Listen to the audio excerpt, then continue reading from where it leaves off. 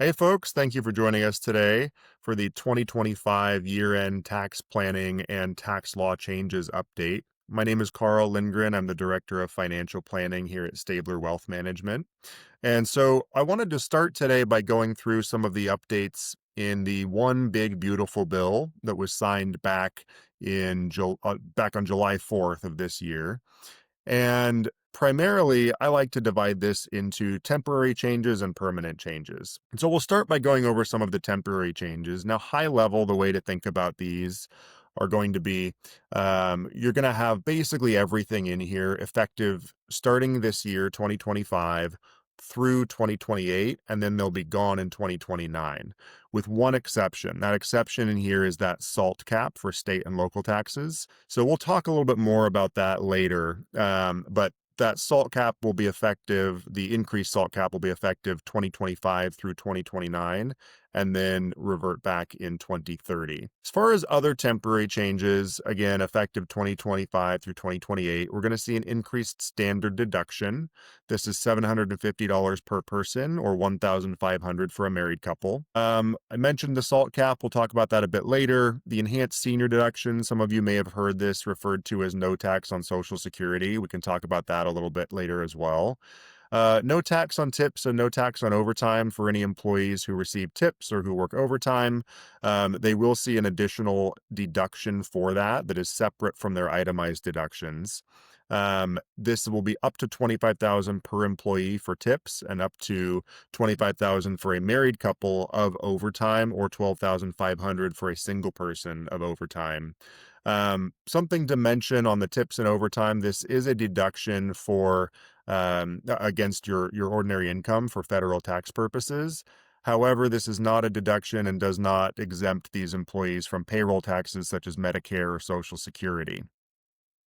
Another thing to mention on that is that they do phase out at higher income levels. And so depending on how much you're getting and what you're paid and what your spouse might be paid, you may or may not actually see this deduction depending on what your income is. Now, lastly, I wanted to mention the auto loan interest deduction. So this is for loans that originated anytime in 2025, going all the way back to January 1st.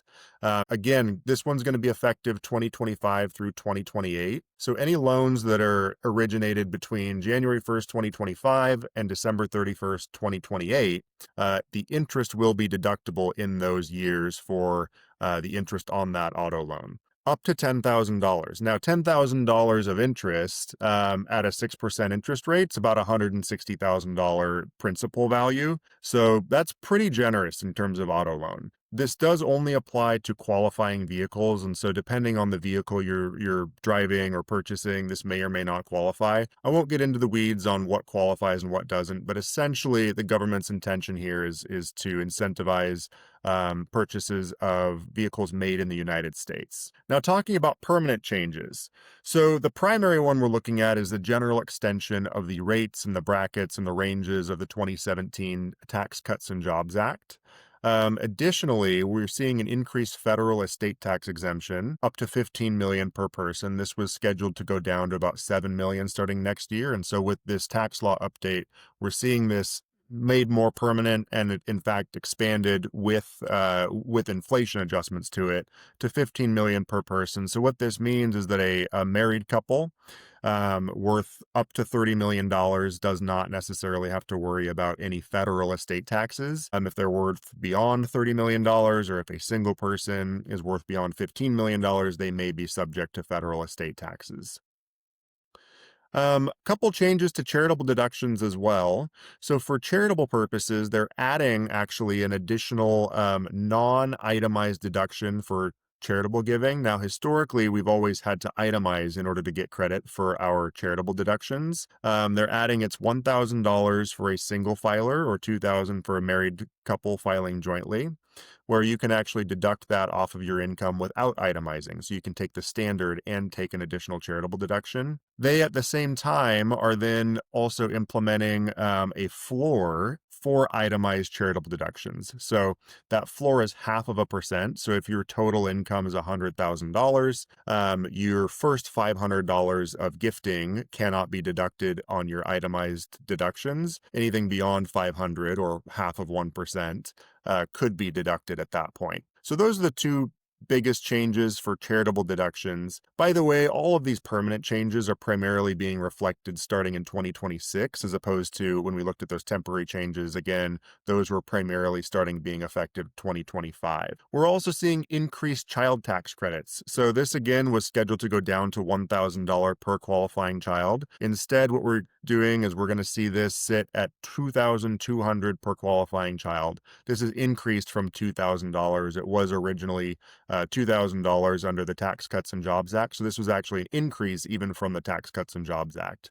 And then finally, we're seeing what people are calling Trump accounts introduced as well. Now, what these are is it's basically a savings account for qualifying young U.S. citizens. So there's a number of different qualifiers on here, but the general takeaway here is that anybody born between 2025 and 2028, they have to be a U.S. citizen, but the government will actually fund a Trump account for them to the tune of about $1,000 if they're born between 2025 and 2028. Beyond that, parents can actually and grandparents can contribute up to $5,000 per year in addition to that.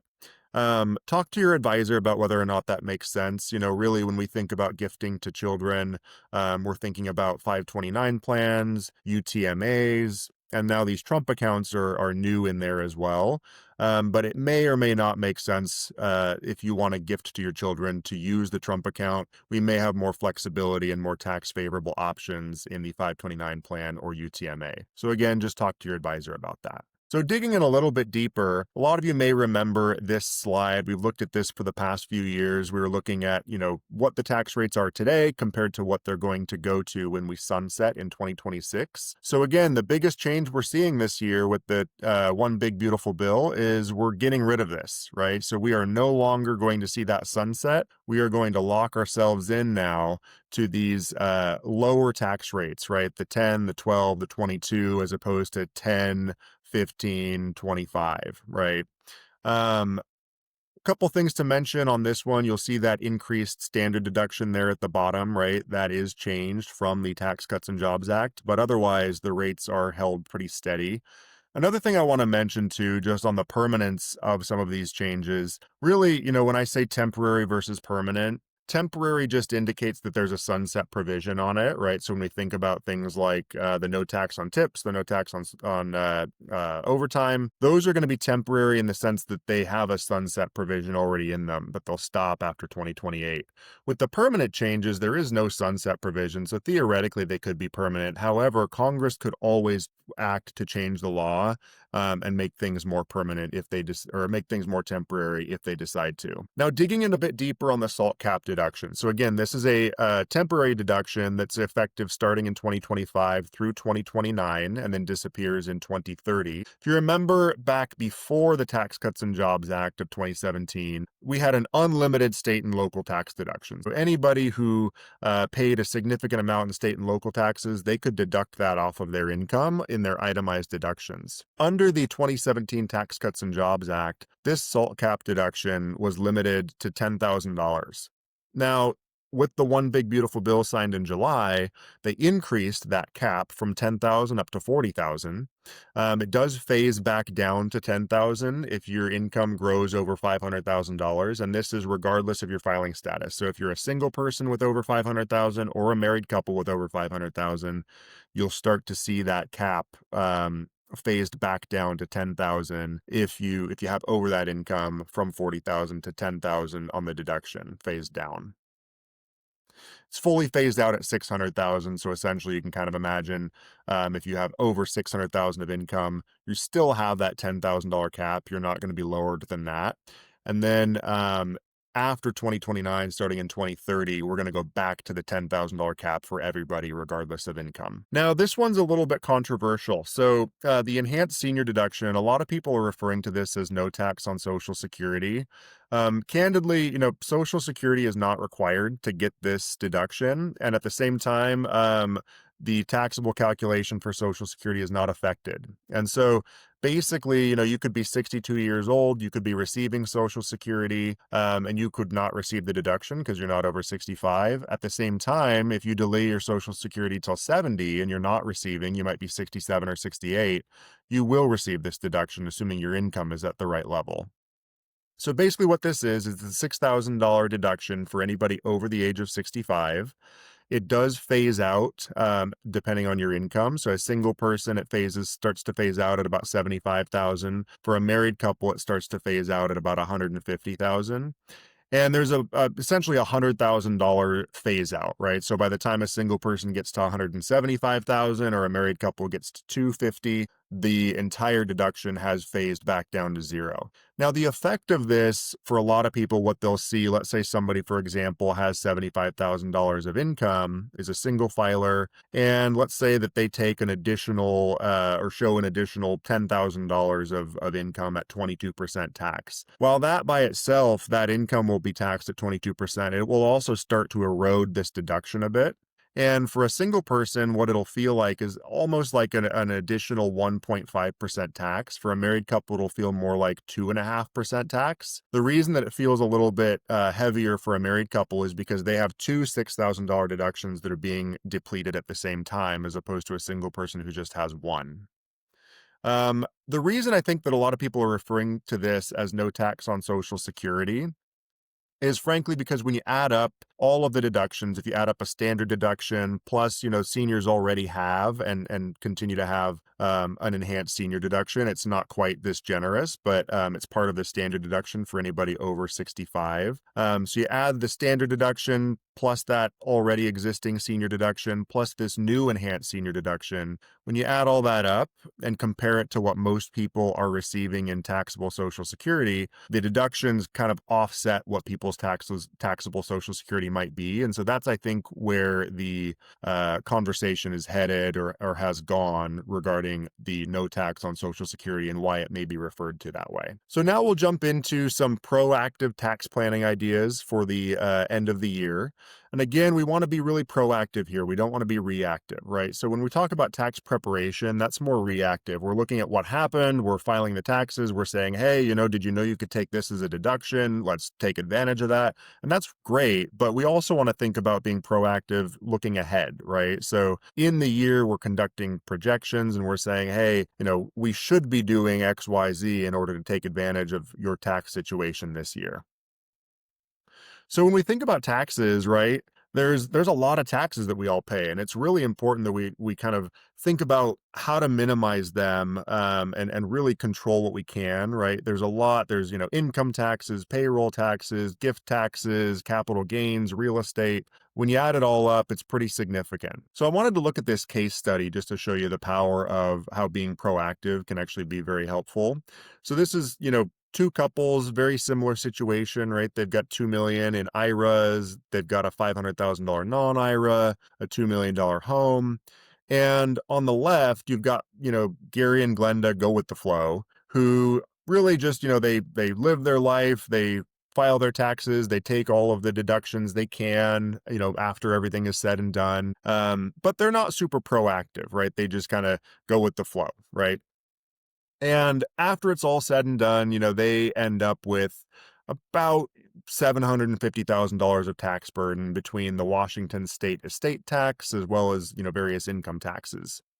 Now, Penny and Paul Planner, on the other hand, right? These guys are a little bit more thoughtful. They think about how to minimize taxes, and so they're taking advantage of things like, considering setting up a bypass trust to minimize Washington state estate tax. They're trying to, for example, do Roth conversions and tax loss harvesting to minimize taxes or, show income in more favorable years. And so they only have $480,000 of tax burden. So at the end of the day, Penny and Paul end up with $270,000 of total tax savings between them and their heirs. And all that has to do is just being really thoughtful. Otherwise, these situations are very, very similar. Now, when we think about the different categories of federal tax brackets, you've basically got three chunks, is the way we like to think of it, right? The lower end, 10 or 12%, this is where it becomes very favorable to show income and pay tax at these rates. At the higher end, anywhere in the 30s, probably makes more sense to try to defer taxes at that point because it's likely at some point you'll be able to show that income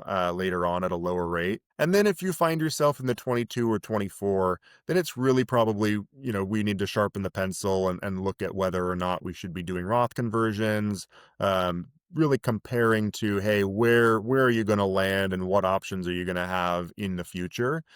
Because it might be a little bit harder to tell. Now, again, we looked at this already, right? But this is, again, just the tax brackets that we have for 2025. These are the ordinary income brackets. So these are the brackets that apply to your wages, any IRA distributions, not Roth distributions, just pre-tax IRA distributions. So IRA distributions, wages, dividends, interest, the taxable part of your Social Security, anything considered ordinary. And capital gains, on the other hand, are taxed at a different rate. So capital gains are, again, you purchase an investment, it grows maybe from $100 to $500, and then you sell it at $500, you have a $400 capital gain. Assuming that you've held it for over a year, it's considered a long-term gain, and long-term gains are taxed at a more favorable rate than ordinary income. And so we've got basically three brackets, 0%, 15%, and 20%. The range is there. Something to mention here, ordinary income will push up your capital gains bracket, but it will, ordinary income will push up your capital gains and your ordinary income bracket. Capital gains will only push up your capital gains bracket. So it is possible for somebody with very, very little ordinary income to potentially be in the 12% ordinary income rate, but also at the same time be in the 20% capital gains rate if they have a very large capital gain for the year. Now, on the topic of capital gains, something that we can do is, when things go sour on us, when the market drops, we can take advantage of something called tax loss harvesting. And so the reason that we're looking at a pig in lipstick here is because unfortunately, we've got to go through something kind of ugly to take advantage of this. But, if we think back to April, for example, when we had a lot of volatility and the stock market corrected to the tune of around 20%, something that we could have done, let's just use an example and let's say somebody sold a house, right? And maybe they had a really large gain on the sale of that house. They invest that gain, they invest the proceeds. Let's just call it $1 million for sake of argument. That $1 million gets put into the stock market, and bad luck, the next week the stock market corrects 20%.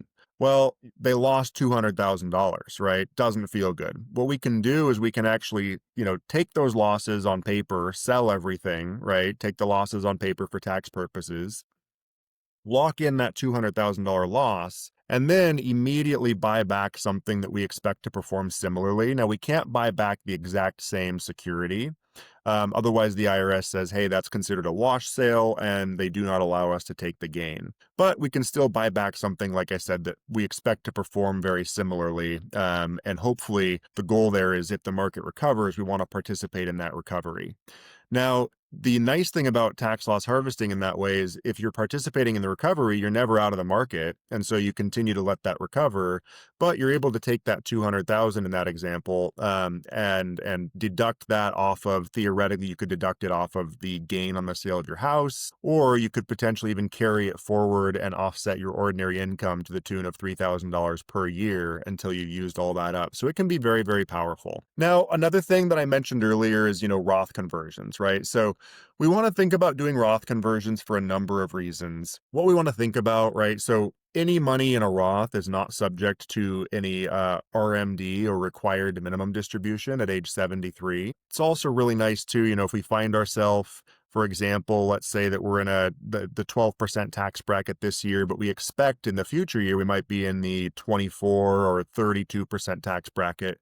We can start moving money out of our IRA, put it into a Roth, and allow that to grow tax-free at a more favorable tax rate. And then down the road, when we pull the money out, theoretically, again, let's say that we're in a 24% tax rate, all that money that's in the Roth comes out tax-free at that time. So the more you can kind of get into the Roth at lower tax rates, the better. Another thing to think about here is generational tax planning, right? So one way to think about it, as we looked at before, is, hey, where am I currently versus where am I going to be when this money comes out of here? The other way to think about it too is, if you plan on leaving assets to your children, if they inherit an IRA or a Roth IRA, they're going to have to take that entire thing out over a period of about 10 years. And so having the money in a Roth, all of that comes out tax free for your beneficiaries as well. And so if you find yourself even potentially in, a 12, 22, or 24% tax bracket, but you know that your beneficiary is in a much higher tax bracket, you may consider a Roth conversion not necessarily for your benefit, but for their benefit.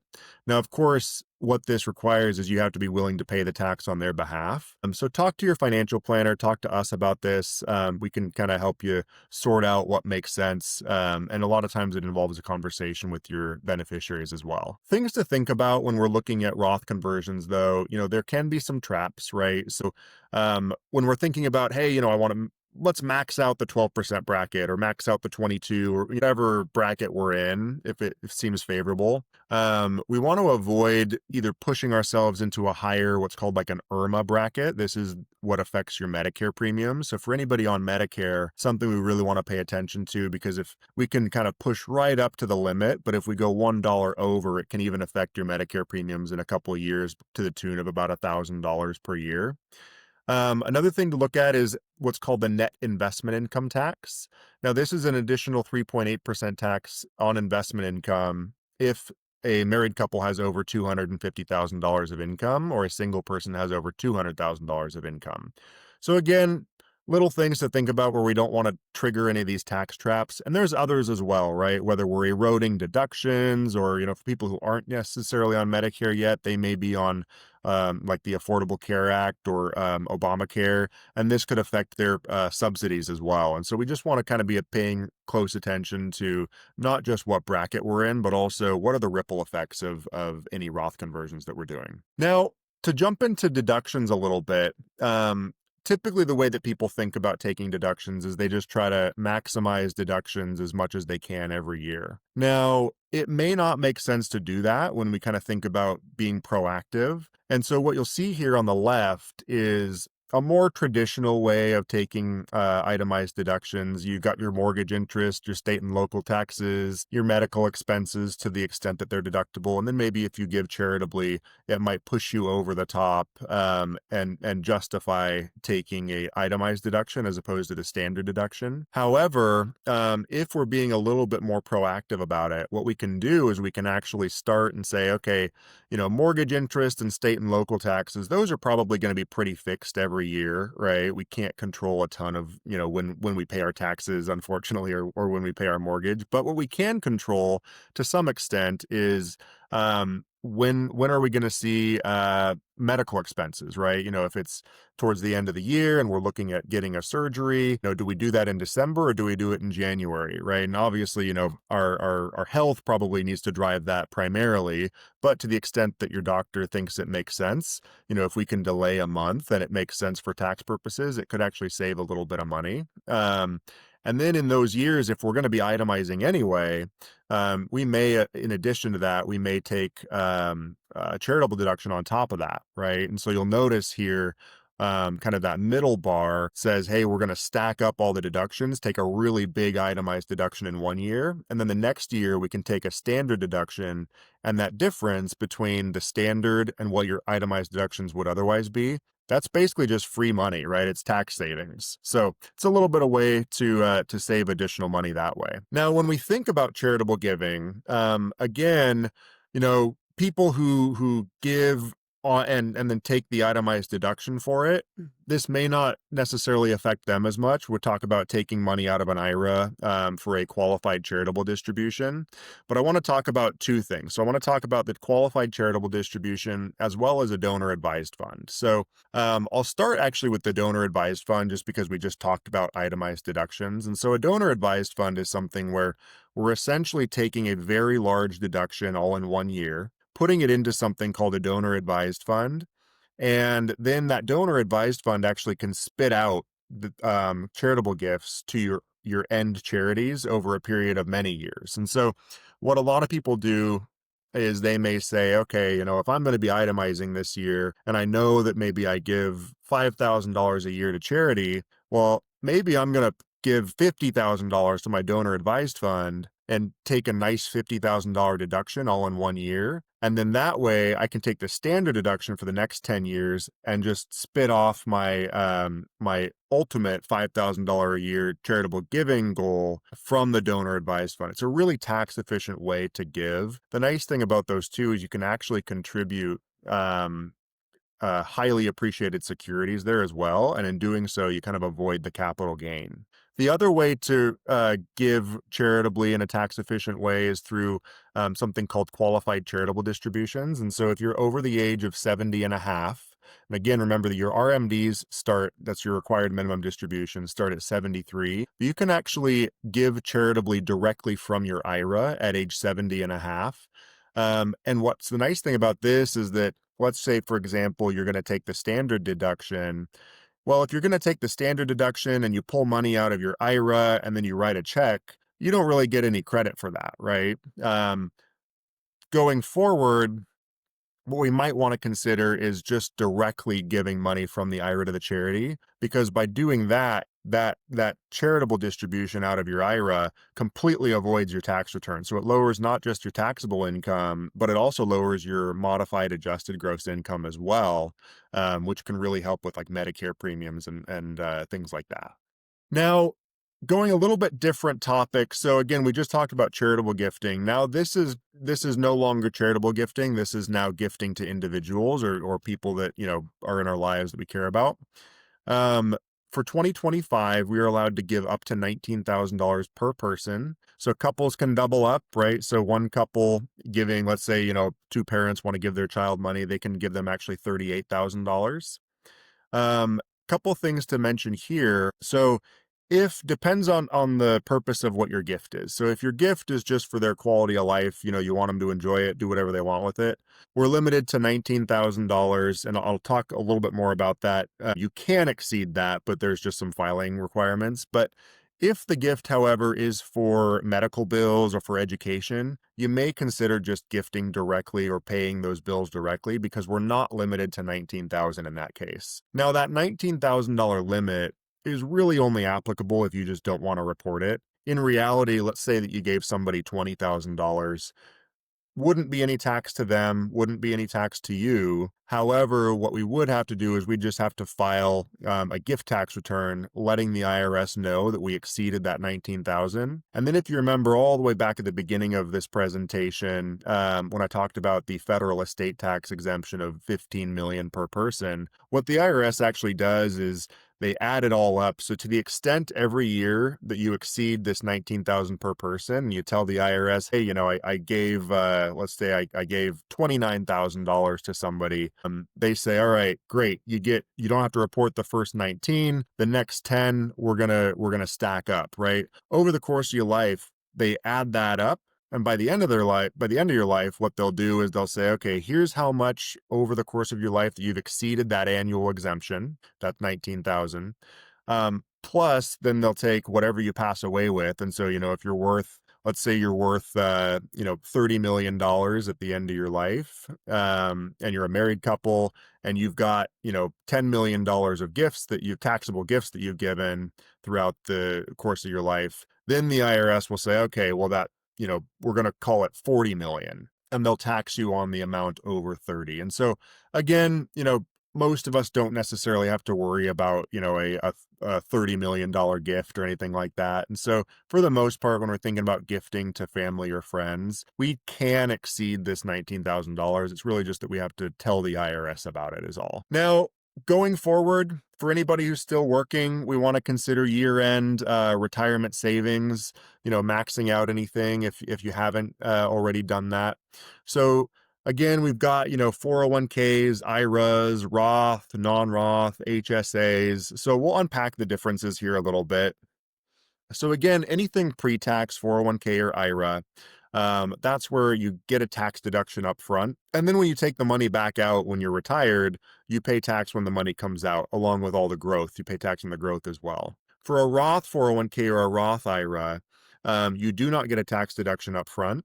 But the nice thing is that, as it grows, when you take the money out, when you're retired, the money comes out and it comes out tax-free. So again, pre-tax, the money goes in, you don't pay tax, the money comes out, you do pay tax. Roth, the money goes in, you do pay tax, the money comes out, you don't pay tax.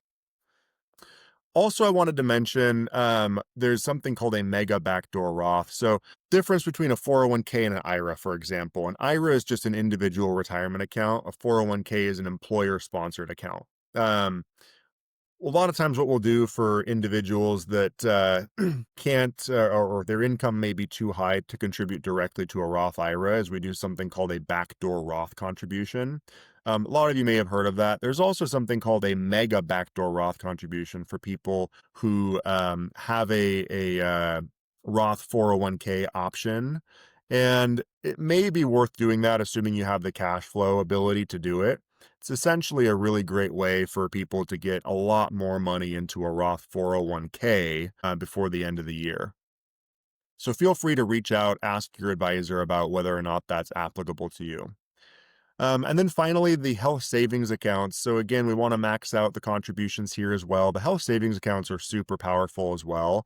The money here goes in, you get a tax deduction when it goes in, it grows then, and then assuming when you take it out, assuming you're using it for qualified medical purposes, you actually don't have to pay tax when the money comes out either. And so it's kind of the best of both worlds, assuming you're using the money for qualified purposes. Just the limits when we look at these. So again, whether we're looking at a pre-tax or a Roth 401k, the limit for 2023 for all employees is 23,500. The limit for IRAs for either Roth or pre-tax is $7,000. There are catch-up contributions as well if somebody is over 50. So for a 401k or Roth 401k, somebody over 50 can put in an extra 7,500. And then for an IRA, again, over 50, you can put in an extra $1,000. In addition to that, there's actually, if you're between the ages of 60 and 63, there's actually a further catch-up contribution that you can make to your 401k. So feel free to check with your advisor about that as well. Now, for health savings accounts, it's a little bit different. So for health savings accounts, the limit for 2025 is $4,300